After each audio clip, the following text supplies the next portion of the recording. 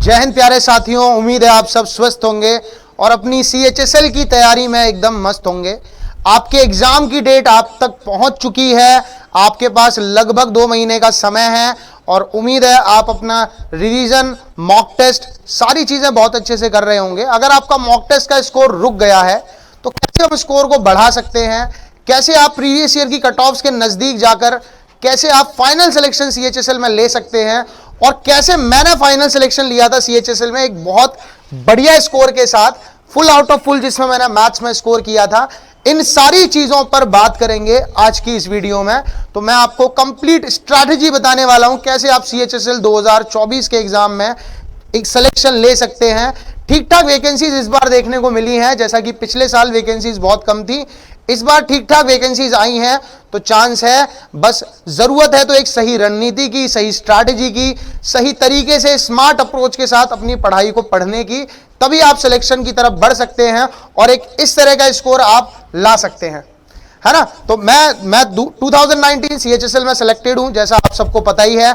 और इसमें मैं अपना स्कोर कार्ड अगर आपको दिखाऊं कि कैसा मेरा प्री का स्कोर रहा था, तब केवल प्री और डिस्क्रिप्टिव हुआ करते थे। तो प्री के बेसिस पे और डिस्क्रिप्टिव के बेसिस पे मेरिट लगती थी। तो प्री जो कि 200 नंबर का आज भी है बट क्वालिफाइंग इन नेचर है, इसमें मैंने क्वांट में full out of full score यानी 50 स्कोर किया था। कैसे आप भी क्वांट में full out of full score कर सकते हो, क्या आपकी रणनीति होनी चाहिए, उस पर मैं कंप्लीट बात इस वीडियो में करने वाला हूं। रीजनिंग में मेरे एक क्वेश्चन स्किप हुआ था और एक क्वेश्चन गलत हुआ था, उसकी वजह से 45.5 रहा। और इंग्लिश लैंग्वेज 40.5। जनरल अवेयरनेस मैं एवरेज था जनरल अवेयरनेस में, तो उसके हिसाब से ही स्कोर मेरा जनरल अवेयरनेस में है ना। पर मैथ्स और रीजनिंग मेरा एक स्ट्रॉन्ग पार्ट था, मैथ्स, रीजनिंग एंड इंग्लिश, तो मैं उसमें अच्छा खासा स्कोर करके फाइनल सिलेक्शन मैंने इसमें लिया था। Postal assistant, sorting assistant post मैंने चूज करी थी क्योंकि मुझे अपने होम टाउन के नजदीक जॉब लेनी थी। तो postal assistant, sorting assistant job CGL के थ्रू मिलता है, पहले CHSL के थ्रू था, तो उसमें मैं सिलेक्टेड हूं और वो मैंने जॉब भी कर रखी है कुछ समय के लिए और मैं रिजाइन देकर अब आपके साथ कंटिन्यू कर रहा हूं सारी चीजों में।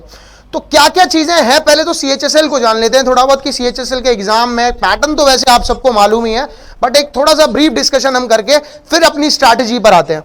सबसे पहली चीज आपको पता ही है कि CHSL के एग्जाम देने के लिए आप 2 तरह की पोस्ट आपको देखने को मिलती है, LDC and DEO। LDC and DEO, lower division clerk and data entry operator, दोनों की ही एज लिमिट 18 से 27 साल है ना। और आप 12th पास होने चाहिए। अपीयरिंग में आप फॉर्म फिल कर सकते हैं, बट आपका रिजल्ट एग्जाम की लास्ट डेट से पहले आ जाए तो आप एलिजिबल हो, वरना नहीं हो। यानी ऑल ओवर बात यह है कि आप 12th पास होने चाहिए। एग्जाम डेट आपको पता ही है बेटा, 1 से 12 जुलाई आपकी एग्जाम डेट निर्धारित हुई है। एक दिन में 4 शिफ्ट में एग्जाम अब तक हो रहा था, इस बार देखते हैं कि एक दिन में कितनी शिफ्ट कराएंगे, है ना। 1 से 12 जुलाई आपका एग्जाम है और यानी आपके पास पूरा ये मई है और जून है, ये पूरा बहुत समय आपके पास, इसमें आप अपना अच्छे खासा स्कोर इंक्रीज कर सकते हो। वैकेंसीज इस बार कितनी देखने को मिली है? 3712 टेंटेटिव है, बढ़ सकती है, घटेंगी तो नहीं। पिछली बार जो वैकेंसीज बहुत ही कम थी 2000 के अप्रोक्स, इस बार वैकेंसीज अच्छी हैं, है ना। तो एक अच्छी स्ट्रैटेजी के साथ आप इसमें एक पोस्ट आपकी हो सकती है LDC और DEO में। आगे बात करें, देखो एग्जाम पैटर्न क्या है बेटा। एग्जाम पैटर्न में आपको पता ही है 2 स्टेजेस होती हैं, टीयर 1 फिर टीयर 2, जिसे हम मेंस भी कह देते हैं, और उसके बाद आपका डॉक्यूमेंट वेरिफिकेशन होता है जिस डिपार्टमेंट में आप सेलेक्ट हो रहे हैं उसमें। ये क्वालिफाइंग है, यानी आपको इसमें केवल क्वालिफाई करना है, इसके मार्क्स एड ऑन नहीं होंगे, ये फाइनल सिलेक्शन में कोई रोल प्ले नहीं करेगा। But for stage 2 it is compulsory कि आप इसे क्वालिफाई करें, तभी आप स्टेज 2 यानी टीयर 2 के लिए एलिजिबल हैं। उसके बाद आपका फाइनल रिजल्ट, प्रेफरेंस वगैरह वो ऑनलाइन फिल कराते हैं और आपको फिर DV फाइनल रेस्पेक्टिव डिपार्टमेंट में होता है, इतना आपको मालूम ही है।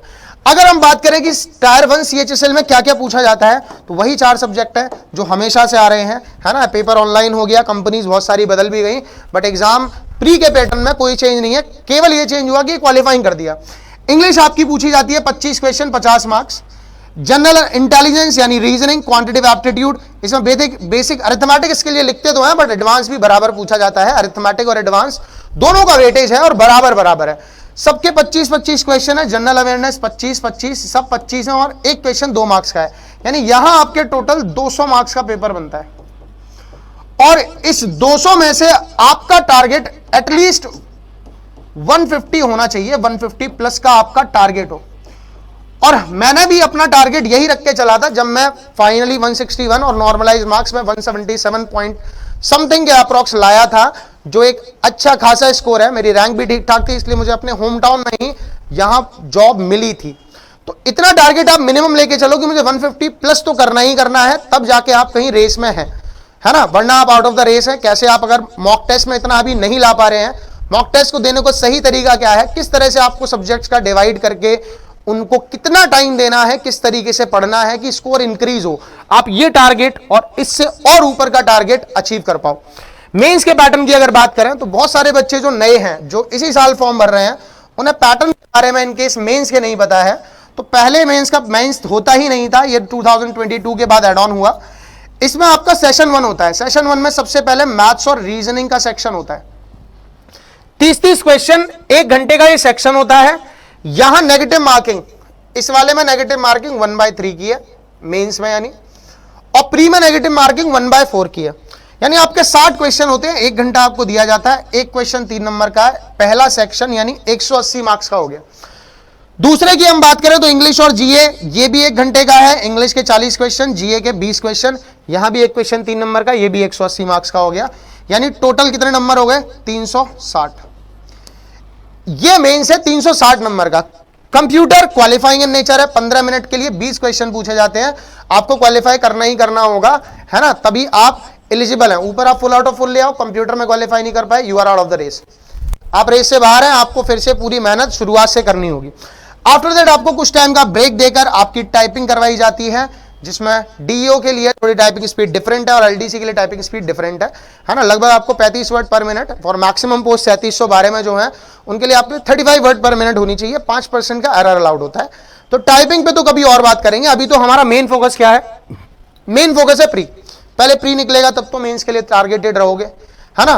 प्री के लिए क्या सही रणनीति है और क्या सही रणनीति होनी चाहिए, उस पर अगर मैं बात करूं तो बेटा सबसे पहली चीज आपको बताइए कि 4 सब्जेक्ट्स हैं, और अगर मैं सब्जेक्ट्स की रियलिटी बताऊं, जैसे सीएचएसएल के एग्जाम में, अब हम अपनी मेन बात पर आते हैं। सीएचएसएल के एग्जाम में 4 सब्जेक्ट्स हैं, maths, reasoning, GS and English. देखो मेरी सिलेक्शन स्ट्रैटेजी क्या थी? मेरी सिलेक्शन स्ट्रैटेजी ये थी कि कोई 2 सब्जेक्ट आपके बहुत खतरनाक होने चाहिए, और यही सबकी भी है। 2 सब्जेक्ट आपके बहुत स्ट्रांग होने चाहिए कि अगर आपका एक सब्जेक्ट नॉर्मल भी है, एवरेज भी है, तो आप उससे बैलेंस कर लो। और वो 2 सब्जेक्ट जनरली स्टूडेंट्स के बीच मैथ्स एंड रीजनिंग रहते हैं। देखो एसएससी के फील्ड में जो सबसे एक बात है कि रीजनिंग सबका अच्छा है, इसमें सब अच्छा स्कोर कर रहे हैं। अच्छा स्कोर करने का मतलब होता है कि 90% प्लस आप स्कोर करें ही करें। इसमें सब अच्छा स्कोर कर रहे हैं, और जीएस में मैक्सिमम क्राउड एवरेज है। अगर आप रीजनिंग में भी लैग कर रहे हैं तो बहुत दिक्कतें वाली चीज है। रीजनिंग में आप 90%, तो मैं कम कह रहा हूं, 95% प्लस आपका स्कोर होना चाहिए, क्योंकि बच्चे इस सेक्शन में तो स्कोर करते ही करते हैं। एसएससी के फील्ड में सबसे बेसिक रीजनिंग पूछी जाती है। मैं अगर कंपेयर करूं तो यूपी पुलिस से भी आसान रीजनिंग एसएससी के एग्जाम्स में आती है। तो रीजनिंग में सब अच्छा स्कोर कर रहे हैं, और जीएस में सब एवरेज है। तो सब्जेक्ट्स रह गए 2, है ना। इसमें तो स्ट्रांग होना ही होना है, कोई इसमें ऑल्टरनेट नहीं है कि नहीं रीजनिंग नहीं कर पाए तो नहीं, करनी ही है ना। रीजनिंग कैसे करनी है उस पर भी मैं बात करूंगा। दूसरा सब्जेक्ट मैथ्स, जिसको बच्चे सबसे ज्यादा पढ़ने में टाइम देते हैं। जैसे अब भी रिवीजन कर रहे होंगे ना, तो सबसे ज्यादा मैथ्स ही पढ़ रहे होंगे। अरिथमेटिक अलग पढ़ रहे हैं, एडवांस अलग पढ़ रहे हैं, फिर सेक्शनल टेस्ट अलग लगा रहे हैं, यानी मैथ कर रहे हैं। जब मैथ्स को इतना पढ़ रहे हो तो मैथ्स भी आपका स्ट्रांग होना चाहिए। मेरे यही 2 सब्जेक्ट सबसे ज्यादा स्ट्रांग थे। स्ट्रांग मेरा इंग्लिश भी था, बट इन पे मुझे फुल कॉन्फिडेंस था कि पेपर कैसा भी आ जाए मैं करके मानूंगा 50 में से 85 मैथ्स में, और वो मैंने किया भी। तो मैथ्स और रीजनिंग आपके स्ट्रांग पार्ट होने चाहिए। यानी जीएस में अगर आप यहां एवरेज भी हैं तो ये आपको बैलेंस कर दे। अब आप मैथ में भी डूबे हुए हो, जीएस में भी डूबे हुए हो, रीजनिंग में भी डूबे हुए हो, तो सिलेक्शन होगा कैसे? तो सबसे पहली बात अपने दिमाग में ये फिट कर लो कि रीजनिंग मुझे स्ट्रांग करना ही करना है ना। और मैथ्स पर हम लगातार जब इतना काम कर रहे हैं तो वो स्ट्रांग होना ही चाहिए। अब एवरेज एक ही सब्जेक्ट रह सकता है? एक से अधिक सब्जेक्ट अगर एवरेज रह रहा है तो आप दिक्कत में हैं भाई साहब, है ना। इंग्लिश में भी हम बात करें तो इसमें भी आपको एक गुड स्कोर लेके चलना होगा, तभी आप आजकल जितनी मेरिट जा रही है उस मेरिट में आप लाई कर पाएंगे आफ्टर नॉर्मलाइजेशन एंड ऑल, जो भी आपका रॉ स्कोर के बाद नॉर्मलाइज स्कोर आता है। अब पढ़ने का तरीका क्या है? जैसे सबसे पहले मैं जीएस की बात कर लूं। देखो इस एसएससी में अब तक, जैसे अभी हम देखें तो नई कंपनी एक एग्जाम लेने वाली है, अभी तक स्टैटिक और करंट का पोर्शन ज्यादा रहता था, तो इस पे आप अब भी फोकस करो। ये पहले भी बहुत पूछा जाता था और एग्जाम से 2 महीने पहले ही करंट को पढ़ने का सही समय है। मैं अभी सबसे पहले जीएस के बारे में ही बात कर रहा हूं। एग्जाम से पहले ही जीएस में करंट अफेयर्स को पढ़ने का सही समय यही है कि 2 महीने पहले स्टार्ट कर दो। इट्स द टाइम कि आप अब अपनी करंट अफेयर की चीजों को वीकली, मैं डे टू डे तो नहीं कहूंगा, डे टू डे की जगह डे टू डे कर सकते हो। अगर आप इतने केपेबल है कि डे टू डे कर लेंगे, हर दिन आप हर दिन की 100 करंट अफेयर्स या 50 करंट अफेयर्स कर सकते हो तो वेरी गुड। वरना आप करंट अफेयर्स में एक ऐसा सोर्स ढूंढें जिसमें आपको वीकली करंट अफेयर्स मिल जाए, पूरे वीक का, और उस वीकली करंट अफेयर को बहुत अच्छे से, बहुत सिस्टमैटिक तरीके से पूरा रिवाइज करते रहो अगले 4-5 दिनों तक, तब तक नेक्स्ट वीक की करंट अफेयर ना आ जाए कि ये एकदम मेमोराइज हो जाए, एकदम मेमोराइज हो जाए। एक वीक में लगभग आपको 250 से 300 करंट अफेयर मिल जाए, सफिशिएंट है एक वीक के। दूसरी चीज स्टैटिक के अंदर सबसे ज्यादा जो पूछा जाता है उसमें पहले नंबर पे आता है भाई क्लासिकल डांस। क्लासिकल डांस पे बहुत ज्यादा फोकस करो। दूसरा फोल्क डांस, है ना, ये बहुत ज्यादा पूछे जाते हैं। तीसरा हम बात करें फेस्टिवल्स, ये बहुत ज्यादा पूछे जाते हैं, है ना। इंस्ट्रूमेंट्स और famous personalities, instrument and famous personalities, ये बहुत ज्यादा पूछे जाते हैं, इस पे फोकस करो। इसके बाद अगर हम बात करें तो आपसे डैम्स, सेंचुरीज, टाइगर रिजर्व्स, ये सब पूछे जाते हैं। तो ये टाइम है कि आप हर दिन स्टैटिक के 1 या 2 दिन टारगेट बनाएं कि आज 2-3 दिन में, जैसे फोल्क, देखो क्लासिकल डांस तो पॉसिबल है 1 दिन में हो जाएगा, आपको पता है। फोल्क डांस के लिए बना लो टारगेट कि अगले 3 दिन में सारे स्टेट्स के कवर कर देने हैं, इंपॉर्टेंट जो है। ऐसे ही आप 1-1, 2-2 दिन का टारगेट सेट कर लो कि मुझे ये स्टैटिक डेली पढ़नी है। ये आपके डेली रूटीन में होना चाहिए जीएस के, ये आपके डेली रूटीन में होना चाहिए जीएस के, कि ये जो चीजें तो डेली पढ़नी है, क्योंकि जीएस का मैक्सिमम पोर्शन इसी से भरा रहता है। इसलिए बच्चे परेशान रहते हैं कि करंट पढ़ नहीं रहे और पढ़ के गए नहीं तो वहां करंट हो नहीं पाई, स्टैटिक भी नहीं हो पाई। जो ट्रेडिशनल चीजें हैं, history, polity, geography, economy and bio, उससे चीजें आई थी बट वो घुमा फिरा के आई थी, वो भी नहीं हुई, तो इसमें भी डूब गए, उसमें भी डूब गए। दूसरा, ये आपके डेली रूटीन में होना चाहिए। दूसरी चीज सबसे इंपॉर्टेंट, पॉलिटी सबसे इंपॉर्टेंट है। मैं अगर सारे अदर सब्जेक्ट्स में बात करूं, ये आपका पॉलिटी स्ट्रांग होना चाहिए कि इससे आपको एटलीस्ट 2 क्वेश्चन देखने को मिल जाते हैं, है ना, 2 से 3 क्वेश्चन। इससे सवाल आए तो छूटे ना, ये एकदम कसम खा लेना कि पॉलिटी से सवाल आएगा तो छोड़ना नहीं है। यानी जो चीजें हैं पॉलिटी, हिस्ट्री, ज्योग्राफी, आप करंट के लिए तो कह सकते हो कि कुछ ऐसा पूछ लिया था हमने पढ़ा नहीं, बट इसमें तो चीजें वही आती हैं घुमा फिरा के, रिपीटेड, बार बार वही पूछ रहा है। तो आप ये चीज एकदम मान लो कि अगर इन ट्रेडिशनल चीजों से जो हर साल से आई जा रही हैं, इनसे अगर क्वेश्चन आता है तो ये छूटे ना, तभी आप जीके में एक एवरेज स्कोर करके चीजों को बैलेंस कर पाओगे। देखो बिलो एवरेज भी नहीं जाना, फिर से वही चीज है, एवरेज का मतलब मैं कहना चाह रहा हूं 45-50% प्लस तक आप स्कोर लेके चलो अपना जीएस में, 45-50% तक। उसके बाद हम बात करें, देखो रीजनिंग, मैथ्स और इंग्लिश में सेपरेट में डिटेल में बात करूंगा। रीजनिंग मैंने क्या बताया, एसएससी में सबसे जो आसान है वो क्या है, रीजनिंग। रीजनिंग से आसान कुछ नहीं पूछा जाता। रीजनिंग मैं अगर कहूं कि जितने भी वनडे एग्जाम्स हैं उसमें सबसे आसान रीजनिंग इसी एग्जाम में आ रही है, एसएससी के सीजीएल, सीएचएसएल, सीपीओ, सबसे इजीएस्ट कुछ नहीं है भाई, वही गिने चुने टॉपिक्स हैं, उन्हीं से लगातार सवाल आ रहे हैं। अच्छी रीजनिंग बैंकिंग में पूछी जाती है ना, UP police constable, UP sub inspector, railway के एग्जाम्स में देखो रीजनिंग का लेवल है, यहां इतना नहीं है। कुछ टॉपिक्स को छोड़ दें तो सच में नहीं है ना, कुछ टॉपिक्स के तो अच्छे क्वेश्चन बन जाते हैं, बाकी मेजॉरिटी वही है। इसलिए इसमें आपको देखो, सबसे पहली चीज, कुछ ऐसे टॉपिक्स जो आपके वीक हैं, आपके टॉपिक्स जो वीक हैं उनकी तो लिस्ट बना लो कि इनका सवाल मुझसे होता ही नहीं है, हर बार छूट जाता है। कोई भी चैप्टर हो सकता है, सिलॉक्स हो सकता है ना, डायरेक्शन हो सकता है, क्यूब क्यूबॉइड हो सकता है, कोई भी XYZ चैप्टर है कि वीक चैप्टर टॉपिक्स की लिस्ट बनाओ और इनको कंप्लीट रिवाइज करना है, केवल वीक्स को, सबको नहीं। अब बार बार कोडिंग डिकोडिंग पढ़े जा रहे हो कोडिंग डिकोडिंग का कोई पैटर्न फिक्स थोड़ी है कि यही आ जाएगा, है ना।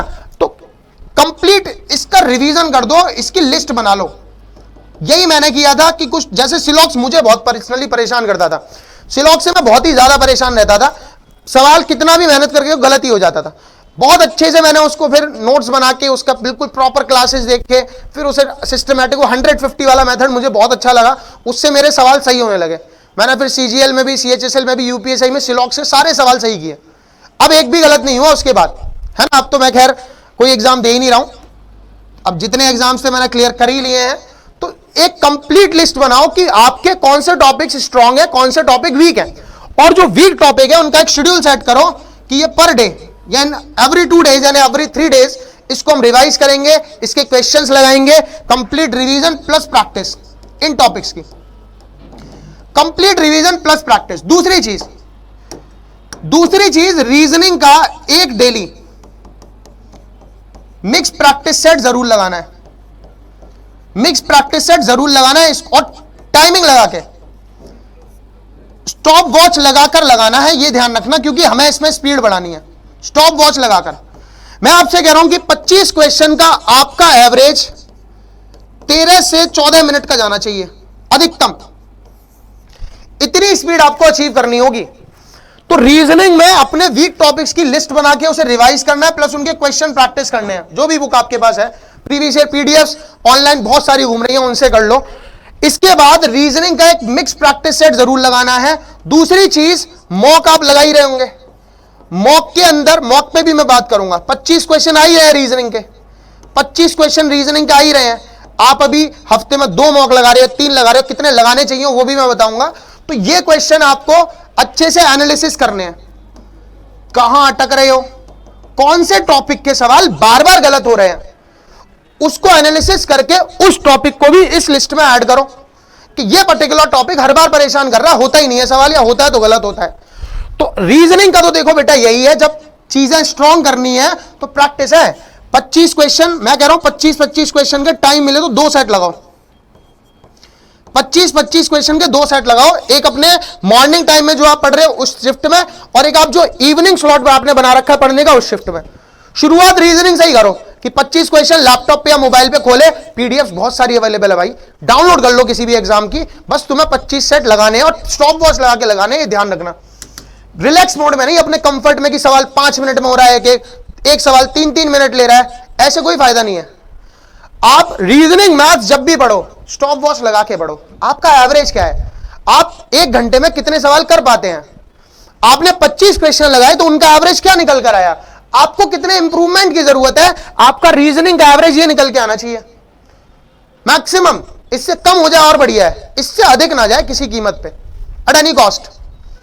इससे कम आप जितना कर पाए कर लें। तो रीजनिंग में आपको अपने वीक टॉपिक्स को स्ट्रॉन्ग करना है, उनका रिवीजन और प्रैक्टिस करके। रीजनिंग में आपको मिक्स प्रैक्टिस क्वेश्चंस लगाने हैं, प्रीवियस ईयर स्टॉप वॉच लगा के 1 से 2 सेट डेली, जो आप जिसमें आप कंफर्टेबल, मिनिमम 1 और 2 लगाओ। या फिर सीपीओ का प्रीवियस ईयर पेपर उठा लो, उसमें तो 50 आते हैं, 50 क्वेश्चन आते हैं ना सीपीओ में। या फिर स्टेनोग्राफर का उठा लो, उसमें भी 50 आते हैं, है ना। या तो 50 क्वेश्चन का सेट लगाओ, बट एवरेज जरूर निकालना चाहिए। एवरेज स्पीड बढ़ाने का एकमात्र रास्ता या तो मॉक टेस्ट या घड़ी लगा के सवाल लगाओ रीजनिंग और मैथ्स के, ठीक है। अब हम बात करें अगर इंग्लिश में, मैथ्स में तो मैं सबसे लास्ट पे आऊंगा। अगर हम बात करें इंग्लिश की, इंग्लिश में क्या चीजें परेशान करने वाली है, वोकैबुलरी बच्चों को बहुत परेशान करती है, और सबसे बड़ी कमी ग्रामर पढ़े जा रहे हैं, ग्रामर पढ़े जा रहे हैं, नोट्स रखे सामने और ग्रामर एरर लगा दिए, खत्म। इंग्लिश के पेपर का अगर एनालिसिस करोगे तो ग्रामर का रोल तो खैर चीजें कुछ सब चीजों में है, बट ये एरर्स, सेंटेंस इंप्रूवमेंट, इनका वेटेज सबसे कम है। इसके अलावा भी और चीजें हैं भाई, वोकैबुलरी है और आपका कॉम्प्रिहेंशन पार्ट है। ये कॉम्प्रिहेंशन पार्ट और वोकैबुलरी पार्ट आपका स्ट्रांग है, मैं सीरियसली बताऊं तो मैं ग्रामर पे सबसे कम फोकस करता था, ऐसे नहीं, छोड़ा कुछ नहीं जा सकता। मेरा मेन फोकस इन दो सेक्शंस पे रहता था कि कॉम्प्रिहेंशन यानी आपके पैसेज हो गए, क्लोज टेस्ट हो गए, PQRS हो गए, ये सब कॉम्प्रिहेंशन। आप यानी कॉम्प्रिहेंशन में मैं कह रहा हूं कि रीडिंग जरूर करनी है डेली भाई, इसे अपने शेड्यूल में रखो। और देखो टीचर सजेस्ट तो करते हैं कि रीडिंग करो, अब बच्चे दाइंदू लेके बैठ जाते हैं। रीड वो करना है जो समझ में आए, कुछ भी रीड करने नहीं लगना कि द हिंदू उठाया, आर्टिकल खोला, 1 लाइन 10 लाइन पढ़ ली, समझ में कुछ नहीं आया।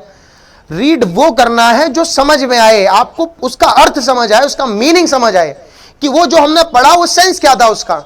आप चाहे स्टोरी बुक्स पढ़ लो, चाहे नॉवेल्स पढ़ लो, ऑनलाइन सर्च करके कोई स्टोरी पढ़ लो, किसी भी क्लास की, किसी भी स्टैंडर्ड की, आपके कोई छोटे भाई बहन उनकी बुक से पढ़ लो। रीड वो करना है जो समझ में आए, कुछ भी ऐसी रीड नहीं करना कुछ पल्ले ही नहीं पड़ा, वो रीडिंग वेस्ट है, फिर तो करो ही मत, वो ज्यादा सुटेबल है। रीडिंग आपको जरूर करना है, आपको 2 से 3 पैसेज डेली लगाने हैं, 2 से 3 क्लोज टेस्ट। देखो ये प्रैक्टिस है, इसी मैं यही चीजें करता था, मैं प्रैक्टिस ज्यादा करता था, चीजें आ गई, अब उन्हीं को रिवाइज करता हूं, ग्रामर के नोट्स रिवाइज करता रहूं, क्या होगा, अप्लाई तो करो भाई। जैसे मैथ्स में अप्लाई किया जाता है ऐसे हर सब्जेक्ट में अप्लाई करो। आपको कॉन्सेप्ट आ गया, अब आप सवाल लगा रहे हो, वही तो आपकी चीजों को निखार के लाएगा। आप नोट्स पढ़े जा रहे हो, नोट्स पढ़े जा रहे हो, नोट्स पढ़े जा रहे हो, अरे उसे अप्लाई करोगे, then you will get it कि हां यहां मैं लैग कर रहा था। आप रीडिंग करिए आपने, अब रीडिंग आपकी इंप्रूव हो रही है नहीं, इसके लिए पैसेज में भी तो रीडिंग है, पैसेज रीड करो, पैसेज अपने आप में रीडिंग हो गया, सवाल भी लग गए, रीडिंग भी हो गई। क्लोज टेस्ट अपने आप में रीडिंग है ना। पैसेज और क्लोज टेस्ट इन पे जरूर टाइम दो, और रीडिंग चाहे तो और अलग से कर सकते हो, पैसेज में कवर अप हो गया, ये चीज जरूर करो। वोकैब को डेली 1 घंटा जरूर देना है। देखो मैं आपके दिल की बात बता दूं, क्योंकि मैं ये फेस करी है। वोकैबलरी में सबसे आसान जो लगता होगा वो भाई साहब आपको लगता होगा वन वर्ड सब्स्टिट्यूशन। मुझे भी लगता था कि उन्हें याद करने में दिक्कत नहीं होती, वन वर्ड सब्स्टिट्यूशन सबसे इजी पार्ट रहता था कि याद करने में कोई दिक्कत नहीं है, समस्या ही नहीं आती। तो वन वर्ड सब्स्टिट्यूशन तो डेली आपको करना ही है। उसके बाद दूसरा इजीएस्ट लगता है आपको इडियम एंड फ्रेसेस, इडियम्स पे टाइम दो। सबसे ज्यादा जो परेशान करते हैं वो है बेटा सिनोनिम्स एंड एंटोनिम्स, यही परेशान करते हैं। अब इनको करने का सही तरीका क्या है, देखो टारगेट बना लो कि दिन में 5 या 10 करने ही करने हैं, एक टारगेट सेट करो, और जो भी आपने वर्ड याद किया, आपने कोई भी वर्ड याद किया, उस वर्ड पर सेंटेंस फ्रेम करने की कोशिश किया करो। उस वर्ड पर आप सेंटेंस फ्रेम करो और पूरे दिन उसमें सेंटेंस दिमाग में चलता रहना चाहिए। अरे आज ये वर्ड पढ़ा था, आज ये वर्ड हमने पढ़ा था, और इस पे सेंटेंस फ्रेम आप करिए।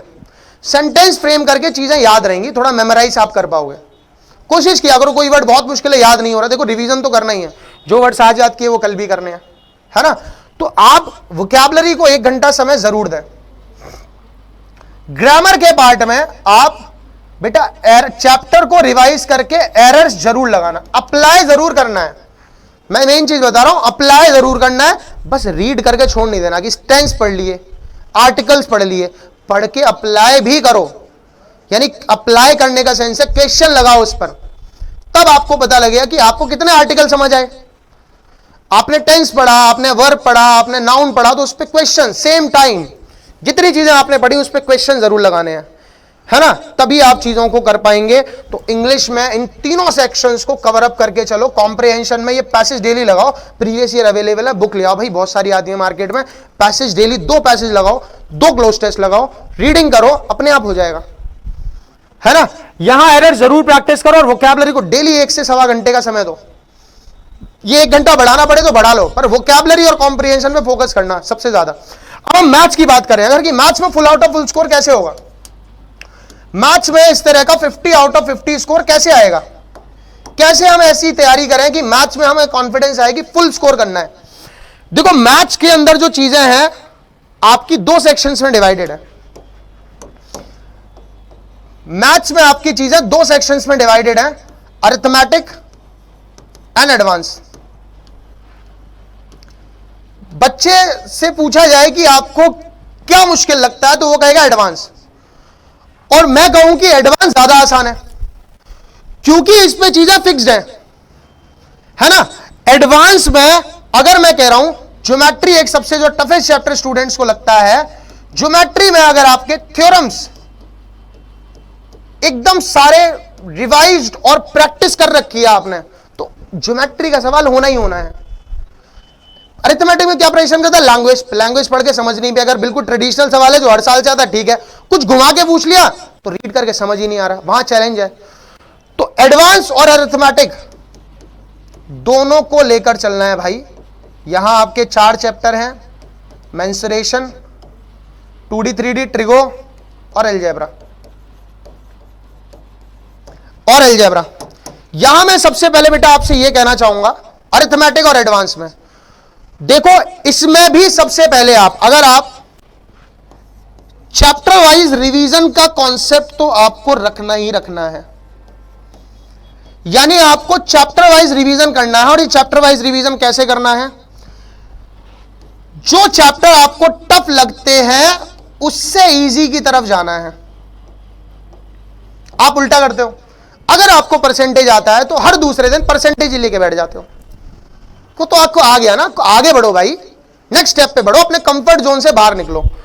आपको उल्टा करना है, आपको टफ चैप्टर से, जो आपको चैप्टर टफ है, लिस्ट बनाओ, सबसे पहले लिस्ट बनाओ, सारे चैप्टर्स लिखो और वहां बैठ के फिर देखो कि आपको अपने अंदर कितना कॉन्फिडेंस है कि कौन सा चैप्टर मेरा कितना स्ट्रांग है।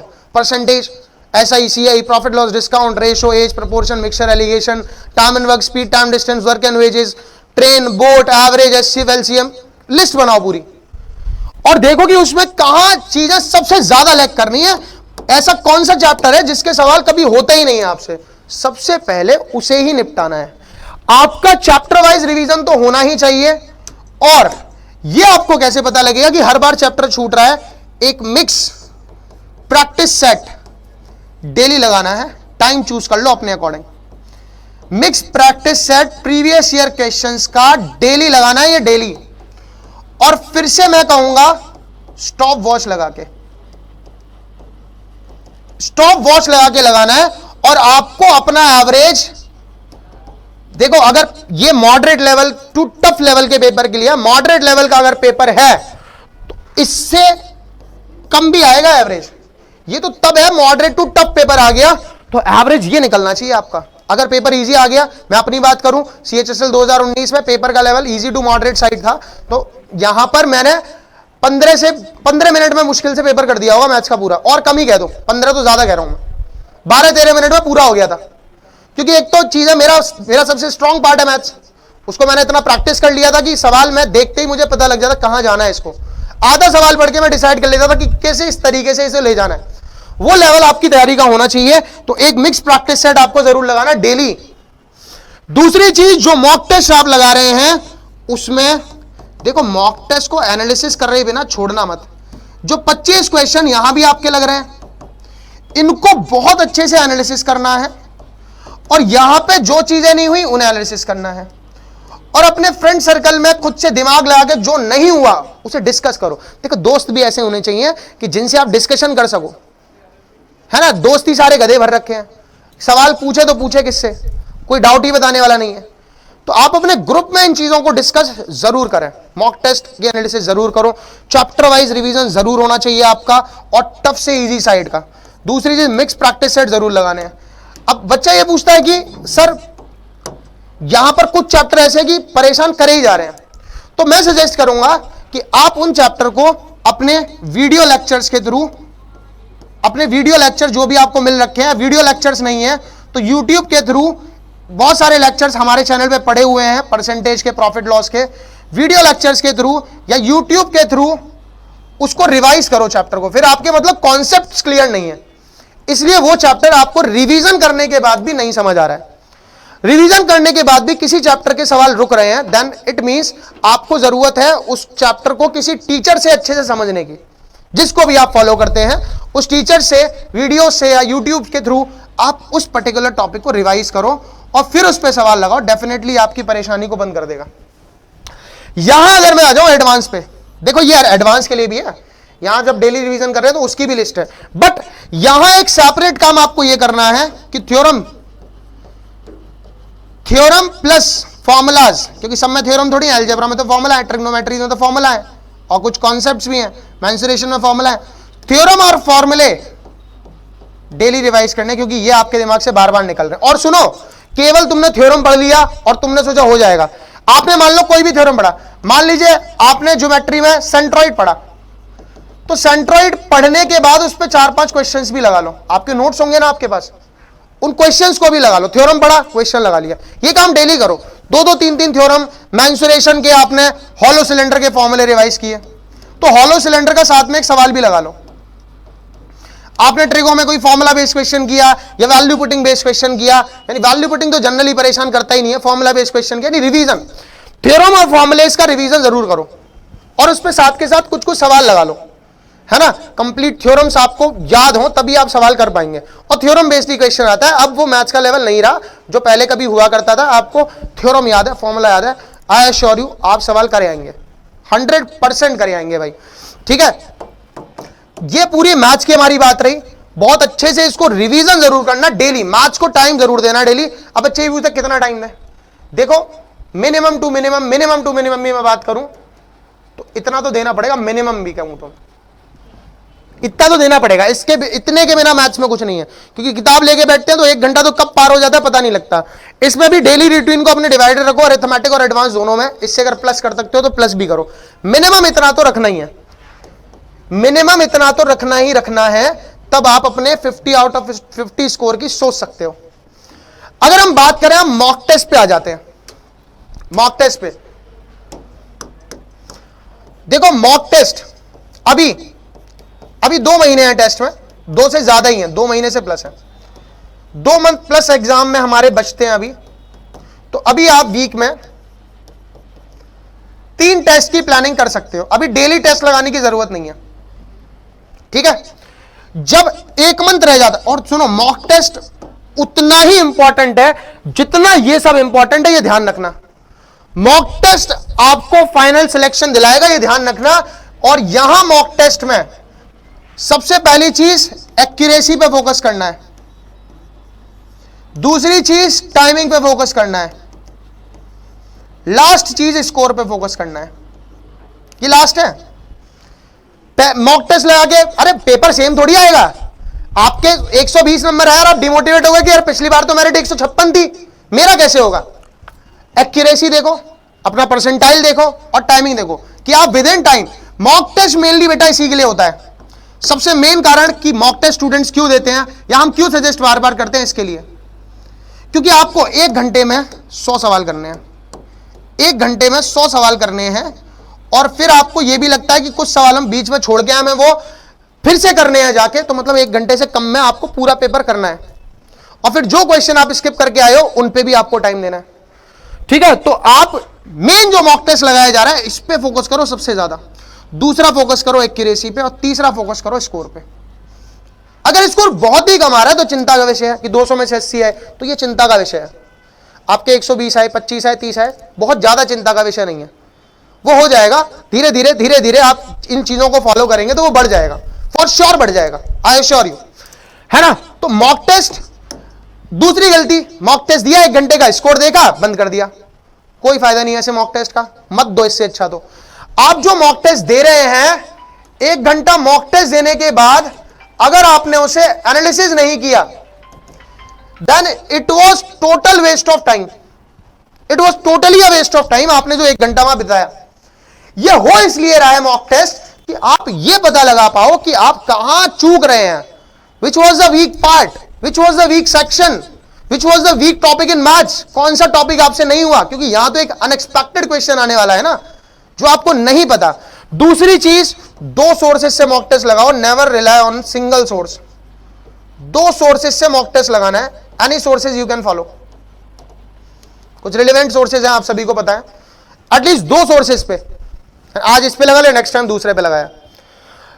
प्रीवियस ईयर पेपर तो लगाना ही लगाना, इसके साथ साथ इनके जो अपने होते हैं वो भी लगा लेना, किसी किसी पे वीकली मॉक टेस्ट भी आते हैं, उन्हें भी जरूर लगा लेना।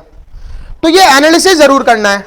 जब पेपर में 1 मंथ रह जाए, जब पेपर में 1 मंथ रह जाए तो आपको डेली मॉक लगाना है, डेली मॉक लगाना है, डेली। और पेपर में जब एक वीक रह जाए तो मॉक टेस्ट लगाना बंद कर देने हैं, बिल्कुल बंद। जब पेपर में आपका एक वीक रह जाए तो मॉक टेस्ट बिल्कुल बंद कर देना। बिकॉज यहां जब किसी पेपर में आप बहुत अच्छा चल रहे थे और किसी एक मॉक में आपका स्कोर डाउन हो गया, तुरंत डिमोटिवेट हो जाते हैं कि हमसे तो हो ही नहीं रहा। तो एक वीक पहले मॉक टेस्ट बिल्कुल बंद, अपना अपना रिवीजन कंटिन्यू कर सकते हो और पेपर से एक दिन पहले बिल्कुल रिलैक्स, दोस्तों के साथ घूमो, गोलगप्पे वगैरह खाओ, है ना, मजे करो, रिलैक्स करो माइंड को, प्रेशर नहीं लेना है लास्ट मोमेंट पे कि एक दिन पढ़ के आप कुछ नहीं। आप ये कोई एकेडमिक्स नहीं है कि एक दिन में अरे ये थ्योरम पढ़ लेते हैं और ये पढ़ लेते हैं, एकेडमिक का ही तो पेपर दे के जाना है। एक दिन पहले टोटल रिलैक्स, मॉक टेस्ट को एनालिसिस जरूर करना है, सिंसियरली रिक्वेस्ट यू। 2 सोर्सेज से मॉक टेस्ट लगाओ, टाइमिंग पे मेन फोकस करो, स्कोर से ज्यादा टाइमिंग पे, कि क्या आप 1 घंटे में सभी 100 सवालों को देख पाए, क्या आपने जो सवाल एंड के लिए छोड़े थे आप उन पर वापस जा पाए या नहीं, या वो रह ही गए। ये चिंता का विषय होना चाहिए स्कोर से भी ज्यादा। आफ्टर दैट अपनी एक्यूरेसी देखो कि आपने जितने क्वेश्चंस अटेम्प्ट किए उसमें करेक्ट कितने हैं। अगर एक्यूरेसी आपकी 90%, 95% से कम जा रही है, इसे बढ़ाओ। आपने अगर 80 अटेम्प्ट किए तो 20 गलत क्यों हो गए? वो तो आपने अपनी स्वेच्छा से अटेम्प्ट किए थे ना, क्यों गलत हुए? वो तुक्का लगाया था, कॉन्सेप्ट नहीं पता था। ऐसा क्या रहा, की पॉइंट क्या रहा जिससे ये खराब हुआ स्कोर? उसके बाद फिर देखो कि स्कोर कम जाने का रीजन क्या है? एक्यूरेसी घटेगी, स्कोर अपने आप घट जाएगा। तो मैं सिंसियरली आपको कह रहा हूं कि इन सब चीजों को फॉलो करो, डेफिनेटली आप एक अच्छा स्कोर लेकर मेरी तरह इतने सिलेक्शंस ले पाओगे। मैं एसएससी सीएचएसएल 2019 में सिलेक्टेड हूं, मैं एसएससी सीजीएल 2020 में सिलेक्टेड हूं, मैं यूपीएसआई 2021 में सिलेक्टेड हूं, और सेम यही स्ट्रेटजी फॉलो करके जो मैंने आपके साथ शेयर करी, यही सारे की पॉइंट्स को मैं दिमाग में रखता था, इनको फॉलो करता था डे टू डे, और इन्हीं पे काम करके मैं फाइनल सिलेक्शन तक पहुंचा और मैंने इतने 3 एग्जाम्स में अपनी ज्वाइनिंग ली। ठीक है, तो उम्मीद है आपको वीडियो पसंद आई होगी। ऐसी वीडियोस के लिए चैनल से जुड़े रहिए, चैनल को सब्सक्राइब कर दीजिए। मिलते हैं बेटा ऐसी ही वीडियोस के साथ जल्दी ही। जय हिंद, वंदे मातरम।